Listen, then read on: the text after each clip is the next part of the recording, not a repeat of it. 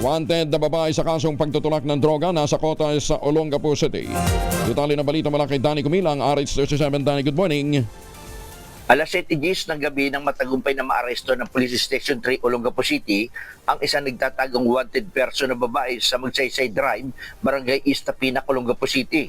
Ang pag-aresto sa suspect ay sa bisa ito ng isinilbing warrant of arrest ng mga otoridad na inisyu ni Honorable Rolin M. Gini Sabalde, Presiding Judge ng Regional Trial Court T. Judicial, Region Branch 74, Olongapo City, Zambales, dahil sa kaso nitong pagtutulak ng illegal na droga na ang operasyon ay sa pangasiwa ni Police Captain Alan De Los Reyes, OIC.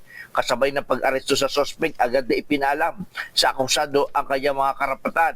Siya ay kasalukuyang nasa kustodiya na ng Police Station 3 para sa dokumentasyon at nakatangdang ipasa sa korte para sa nararapat na proseso.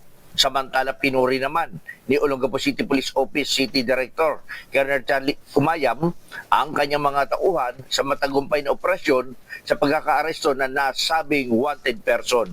Danny Kumilang, RH37 DCRH, una sa Pilipinas, una sa Pilipino. Maraming salamat, Danny Kumilang.